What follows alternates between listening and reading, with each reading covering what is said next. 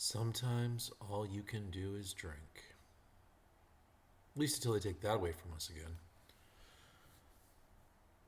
Listening to a news story, Germany apparently recently conducted a raid of over 50 people, 50 different individual offenders with their police force.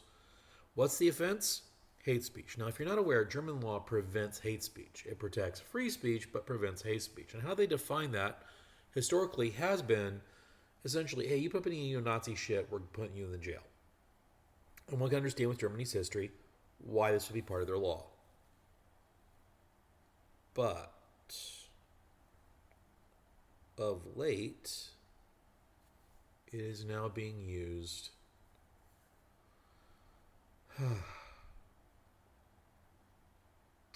against people making a comment online.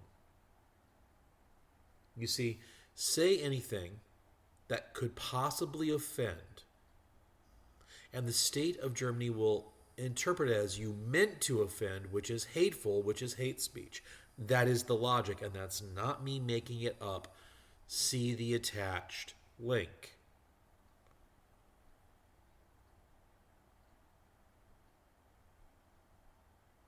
Now, Fidge, why are you worried about this? This is just Germany. No, this is bad.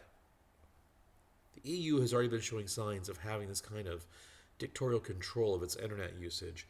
Combine this, what's happening in Germany, with what's happening in, say, Poland. If you're unaware, in the past couple of years, Poland has tried to throw people in jail for offending Christianity. Mostly heavy metal musicians. But that's what they've been trying to do. The response to Islamists is not to adopt their tactics. But that's exactly what seems to be happening.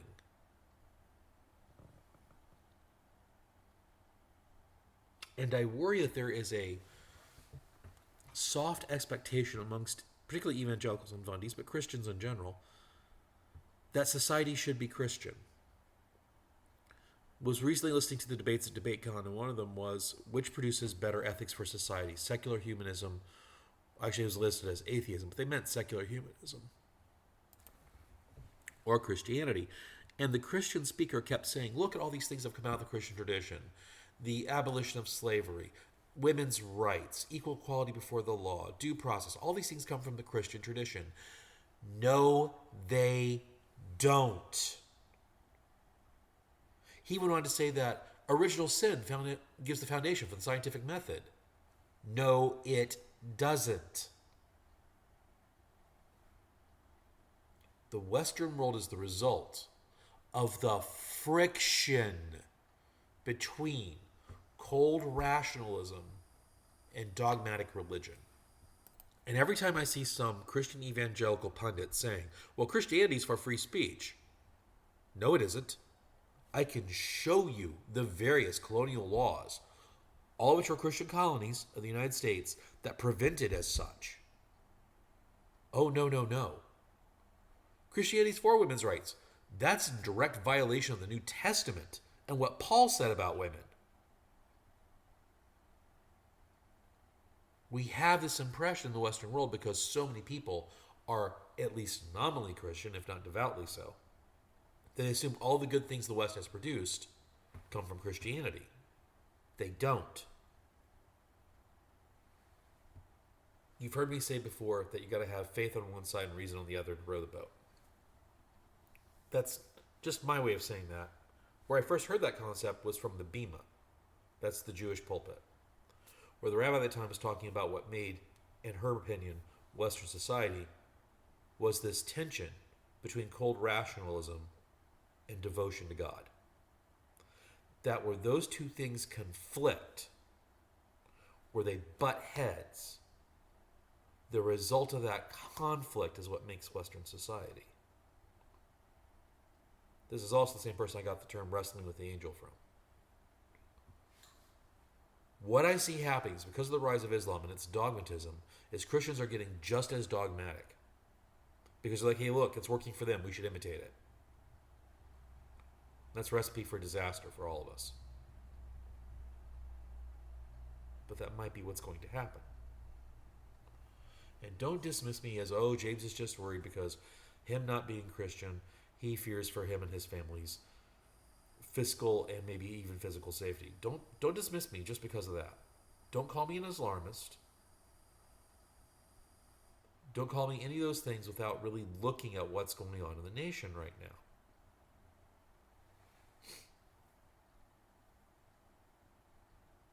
One of the best critiques I heard out of the debate that I just mentioned was the gentleman critiquing the right's general half measures when it comes to the issues they say they are addressing.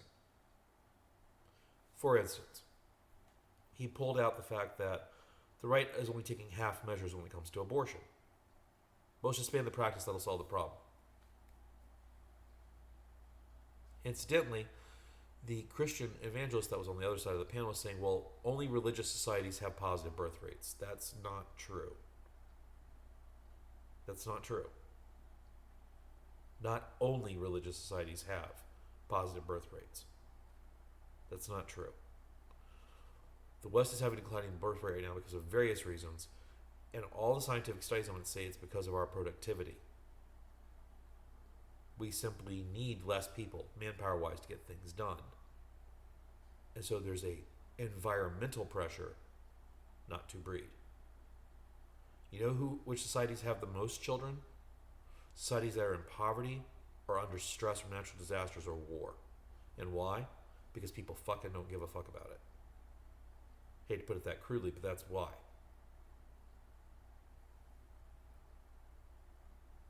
And every time I hear someone say, particularly about birth rate, is proof that we have to have religion. Oh, society will collapse if we don't have more birth rate. Do you really think that humans, if we really wanted to, couldn't fix the repopulation problem within 1 year or two? We've already seen it. It was called the baby boom. Remember? You give people fiscal or social incentives to have children, and they will. What we're not doing in the West right now is giving people those incentives. And there's a whole big diatribe that Tim Pool actually gave about why that's happening. And he's exactly right, where he talks about most people now live in cities. Have you seen what it's like trying to raise 3 kids in an apartment with 2 adults? Exactly. You quickly run out of room because the apartments aren't built for that. The cities aren't built for that. That's an environmental pressure. If we change the way the cities were built, that would change the pressures. But I'm getting off track a little bit.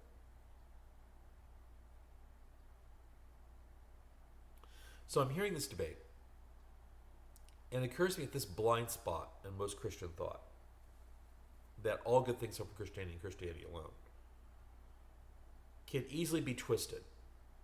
And that's what right-wing nationalists are trying to do. They want you to believe that nothing good will happen unless it has a Jesus stamp on it.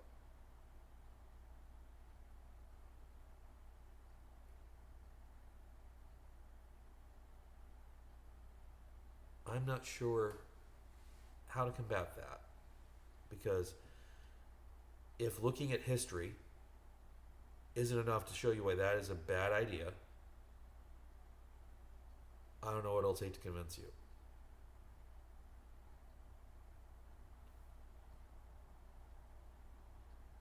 Because one thing we know for sure, theocracies, even soft ones, aren't for free speech.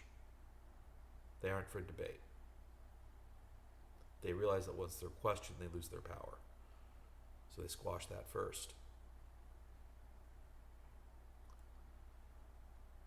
But sometimes, all you can do is drink.